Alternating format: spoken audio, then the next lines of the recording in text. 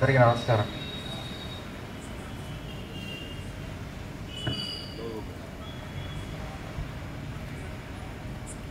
ధర్మారం బాధ్యత గుంటూరు.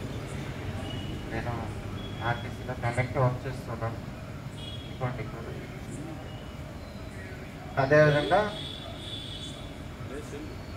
అగ్రికల్చర్ యూనివర్సిటీలో guest lecturer కూడా వర్క్ చేస్తాను. చూడండి ఎంత వేరియేషన్ ఉందో. మన నాలెడ్జ్ వేరు, వర్క్ చేస్తున్న జాబ్ వేరు. అదనంగా గెస్ట్ లెక్చర్గా మనం వాళ్ళు ఇన్వైట్ చేసి అగ్రికల్చర్ యూనివర్సిటీ వాళ్ళు ఇన్వైట్ చేసి క్లాస్ చెప్పే స్థాయికి వెళ్ళామంటే మన ఇంప్రూవ్మెంట్ మనం చేసుకున్నాం అంతే. అందరికీ తెలిసిందే దుదేకుల వాళ్ళకి సరస్వతి కటాక్షం ఉంటుంది, లక్ష్మీ కటాక్షం అందరికీ లేకపోవచ్చు, కానీ సరస్వతి కటాక్షం మాత్రం మెండుగా ఉంది. దీన్ని ఎక్కడికక్కడ ఉపయోగించుకొని మనం కొద్దిపాటి నైతిక మద్దతుతో రోజుతో నువ్వు చేయగలిగిన సహాయం చేయి, ఏ సహాయం చేస్తావు నైతిక మద్దతు, నేనున్నా నీ వైపున, నువ్వు చేసే పనికి నేను, మనమంతా ఒకటే, ఒకే రక్తం అని ఒక్క మాట కానీ అనుకోగలిగి ఆ చిన్నపాటి నైతిక మద్దతును కనుక తెలియజేయగలిగితే ఈ రోజున ఇక్కడి నుంచి మొదలు పెట్టుకుంటే అదే నైతిక మద్దతు మీకు మీరు ఏ విధంగా ఇచ్చుకుంటూ వెళ్తారో DCF కూడా, ఈ సంస్థ కూడా, ప్రతి ఒక్కళ్ళు కూడా ఇది నా సంస్థ, ఇది నా కులము, నా కులం అభివృద్ధి చెందాలి, నా కులంతో పాటు నేను కూడా అభివృద్ధి చెందాలి అని ఒకే ఒక్క నైతిక మద్దతుని కనుక మనలో మనం ప్రశ్నించుకొని ప్రతి ఒక్కరు కూడా సహాయం చేయాలని చెప్పేసి నేను కోరుతున్నాను. ఎందుకంటే ఈ రోజు ఉన్నటువంటి సామాజిక పరిస్థితిలో మనం ఎంత వెనకబడి ఉన్నామో మనకందరికీ తెలిసిన విషయం. ప్రతి ఒక్క విషయపరంగా అంటే డెవలప్ అయ్యే వాళ్ళు డెవలప్ అయ్యారు, డబ్బులు సంపాదించే వాళ్ళు సంపాదించారు, తెలివితేటతో సంవత్సరం రాజకీయం కూడా ఎదిగే వాళ్ళు ఉన్నారు. కానీ మిగతా కులాలతో కనుక మనం కంపేర్ చేసుకుంటే వాళ్ళు 90% హై స్థాయిలో ఉంటే మనం 1-2% స్థాయిలో కూడా వాళ్ళు రీచ్ కాలేకపోయాం.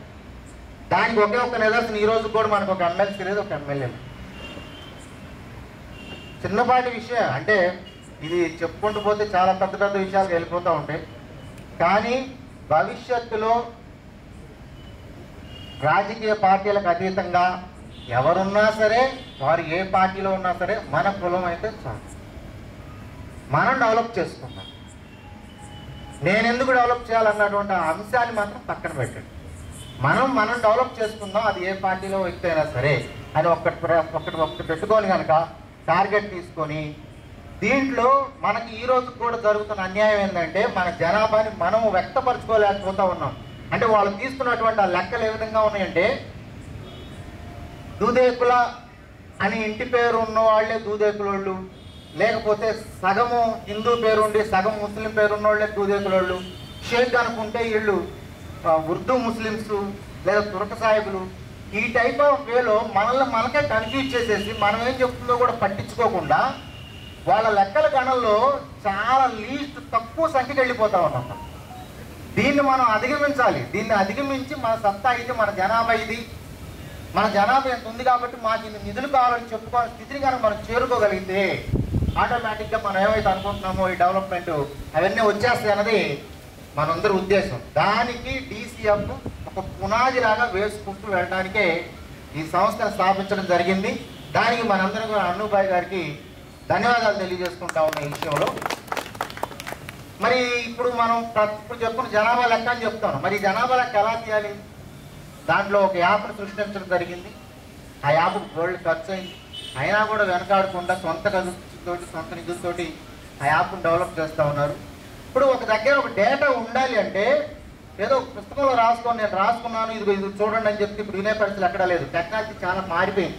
ఒక 20 years బ్యాక్ ఇప్పుడు జస్ట్ అంతా వేళ్ల మీద నడిచిపోతుంది. అరచేతిలో ప్రపంచం ఉంది, ఏది కావాలంటే అది కోరుతుంది. అలాంటి వాటిలో ఇప్పుడు మనకంటూ ఒకటి దూదేకుల యాప్ అనేది ఒకటి వచ్చేసింది. ఈ దూదేకుల యాప్లో నేను, నా కుటుంబం, నా కుటుంబంలోని సభ్యులు, వారి వివరాలు పొందుపరిస్తే చాలు. పొందుపరచాలంటే ఎవరి వాళ్ళు పొందుపరచాలంటే మేము మీ దగ్గరికి వచ్చినప్పుడు లేదా మీరు ఆ QR కోడ్ తీసుకున్నప్పుడు సాధ్యమవుతుంది. కానీ ఇంకా త్వరగా జరగాలి. ఎందుకంటే మ్యాక్సిమం ఏంటంటే ఒక 1.5 year 1 year అని టార్గెట్ పెట్టుకున్నాం. ఈ టార్గెట్లో స్టేట్ మొత్తం కనీసం మినిమం అంత పర్టికులర్గా పర్ఫెక్ట్ తీయపని ఇంత జనాభాని తీయగలిగితే మనం ఏందో కూడా చూపించుకుంటే మంచిది కదా. ఆ ఉద్దేశంతో ప్రతి ఒక్కళ్ళు కూడా మాకు ఇక్కడ అంటే మనకు మనం సహకరించుకోవాలి. దాంట్లో భాగంగా ఊరి నుంచి కొంతమంది కోఆర్డినేటర్స్ని ఇవ్వాల్సిందిగా ప్రార్థన. కోఆర్డినేటర్స్ ఇక్కడ ఏంటంటే ఎవరు ఇక్కడ అంటే అధ్యక్షులు కానీ సెక్రటరీ ఎవరేం లేరు, ఎవరు పనిచేస్తే వాళ్ళే మంచి కోఆర్డినేటర్. ఈ కోఆర్డినేటర్స్ యొక్క డెవలప్మెంట్ ఏ విధంగా ఉంటుంది, వాళ్ళకి కలిగే సౌలభ్యాలు ఎలా ఉంటాయి, వాళ్ళు ఏ విధంగా డెవలప్ అవుతారన్న విషయాలన్నీ కూడా అనుభవ గారు మీకు వివరిస్తారు.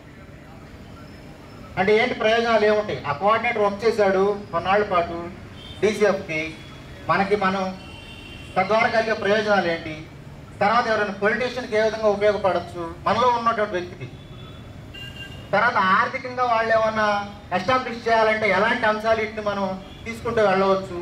ఇవన్నీ కొంచెం కూలంకషంగా అంటే ఎక్కువ టైం తీసుకున్న అంశాలు.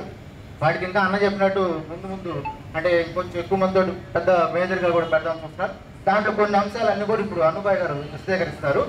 కాబట్టి మెయిన్ కోఆర్డినేటర్స్ ఇక్కడ ఇంపార్టెంట్ థింగ్. కాబట్టి ఊరికి వచ్చేసి ఊర్లో ఉన్న జనాభాని బట్టి ఆ కోఆర్డినేటర్స్ కనుక మీరు ఇవ్వగలిగితే, ఇప్పుడు సపోజ్ మార్కాపురం టౌన్ పక్కన పల్లెటూర్లు, ఒక్కొక్క పల్లెటూరులో మన జనాభా ఉంటారు. దాంట్లో 5% కావచ్చు, 2% కావచ్చు, ఒక్కోసారి ఒక్కొక్క ఊరు మొత్తం కూడా మన జనాభా ఉన్నటువంటి ఊర్లు కూడా ఉన్నాయి.